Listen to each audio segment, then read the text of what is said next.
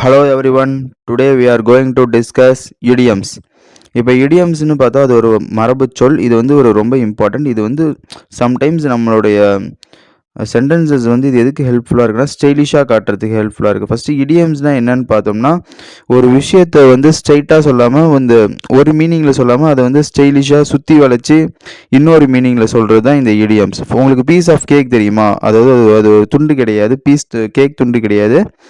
அது வந்து ஒரு ஒரு விஷயத்தை வந்து இயல்பாக சீக்கிரமாக சிம்பிளாக செஞ்சு முடிக்கிறது தான் பீஸ் ஆஃப் கேக் அப்படின்னு சொல்லுவாங்க.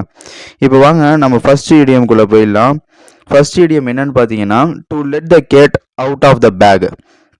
To let the cat out of the bag அப்படின்னா என்னதுன்னா டு ரிவீல் அ சீக்ரெட். அதாவது to let the cat out of the பேக்னா ஒரு ரகசியத்தை வந்து தெரியாமல் உளறிடுறது தான் to let the cat out of the bag. ரொம்ப சிம்பிளாக இருக்குல்ல. பட் இதுக்கு ஒரு எக்ஸாம்பிள் கொடுக்குறேன் பாருங்க. நான் அந்த சீக்ரெட்டை வந்து தெரியாமல் உளறுறது. Ravi to let the cat out of the bag about the surprise party.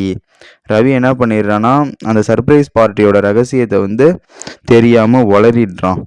இதுதான் to let the cat out of the bag. அதாவது to let the cat out of the பேக்னா டு ரிவீல் தி சீக்ரெட். இப்போ வந்து இது உங்களுக்கு தெளிவாக understand ஆகிருக்கும்னு நினைக்கிறேன். இதுதான் ஒரு ஆங்கில இடியம். இப்போ இடியம்ஸ்னால் இப்போ வந்து உங்களுக்கு ஒரு அண்டர்ஸ்டாண்ட் கிடச்சிருக்கும். இப்போ செகண்ட் இடியம்ஸ் பார்த்தீங்கன்னா பிரேக் அ லெக். அதாவது இப்போ பிரேக் அ லெக்னா உங்களுக்கு என்ன தோணும்? பிரேக் அ லெக்னா அதோட தமிழ் மீனிங் வந்து காலை உடை அப்படின்னா இப்படி கிடையாதுங்க. இப்போ வந்து to wish someone or good luck, இதுதான் இதோட மீனிங். இப்போ ஒருத்தவங்க ஒரு ஸ்டேஜ் ஏற போகிறாங்க, இப்போ ஒரு ஏதாவது இப்போ பார்ட்டிசிபேட் ஆர் பர்ஃபார்மன்ஸ் பண்ண போகிறாங்கன்னா நீங்கள் என்ன ஆல் த பெஸ்ட் சொல்லுவீங்க, இல்லாட்டி விஷ் பண்ணுவீங்க. அதை இப்படி ஸ்டைலாக சொல்கிறதுக்கு தான் இந்த பிரேக் அ லெக் அப்படி யூஸ் ஆகுது. To wish someone or good luck இதை சொல்கிறதுக்கு தான் பிரேக் அ லெக் யூஸ் ஆகுது.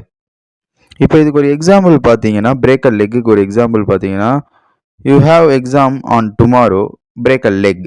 அதாவது இப்போ உங்கள் ஃப்ரெண்டுக்கு வந்து நாளைக்கு ஒரு எக்ஸாம் இருக்குது, நீங்கள் போய்ட்டு குட் லக் ஆல் த பெஸ்ட்னு நீங்கள் ஓல்டு ஸ்டைல்லே சொன்னால் அது நல்லா இருக்காது. ஸோ நீங்கள் எப்படி சொல்லலாம்? இப்படி ட்ரை பண்ணி பார்த்தீங்கன்னா பிரேக் அ லெக் அப்படி சொல்கிறதுக்கு தான் இந்த இடியம்ஸ் வந்து யூஸ் ஆகுது. ஸோ இந்த இடியம்ஸ் வந்து உங்களுக்கு ரொம்பவே ஹெல்ப்ஃபுல்லாக இருக்கும். To let the cat out of the பேக்கும் சரி, பிரேக் அ லெக் இதுவும் சரி. இப்போ தேர்ட் இடியம் என்னன்னு பார்த்தீங்கன்னா to kill 2 birds with 1 stone. இது என்ன பார்த்தீங்கன்னா இந்த இடியமில் வந்து ஒரு கல்லை வச்சு 2 பறவைகளை வந்து கொல்றது. அதாவது இப்போ தமிழில் நம்ம கேள்விப்பட்டிருப்போம் ஒரே கல்லில் 2 மாங்காய் அப்படின்னு சொல்லுவோம்ல, அதுதான் to kill 2 birds with 1 stone. இங்கிலீஷில் இதோட மீனிங் பார்த்தீங்கன்னா to achieve 2 things in 1 move. அதாவது ஒரே மூவில் 2 விஷயத்தை வந்து அச்சீவ் பண்ணுறதுக்கு தான் to kill 2 birds with 1 stone இந்த இடியம் வந்து யூஸ் ஆகுது. இதோட எக்ஸாம்பிள் பார்த்தீங்கன்னா to cycling to the college save money and stay fit. அதாவது இந்த பையன் சைக்கிள் ஓட்டிட்டு போகிற மூலியமா ஒரே நேரத்தில் வந்து 2 விஷயத்தில் வந்து அவன் வந்து அச்சீவ் பண்ண முடியுது. என்னென்னா அவன் பாடியை வந்து ஃபிட்டாக மெயின்டைன் பண்ண முடியுது, அண்ட் அவன் வந்து அந்த அமௌண்ட்டையும் அவனால் சேவ் பண்ண முடியுது. இதுதான் to kill 2 birds with 1 stone. இப்போ வந்து இந்த 3 இடியம்ஸ் வந்து உங்களுக்கு வந்து ரொம்பவே இன்ட்ரெஸ்டிங்காகவும் இருந்திருக்கும், எக்ஸைட்மெண்ட்டாகவும் இருந்திருக்கும். இதை உங்கள் day to day life what ever it is college school with your neighbours இந்த 3 இடியம்ஸை வந்து நீங்கள் யூஸ் பண்ணி பார்க்கலாம்.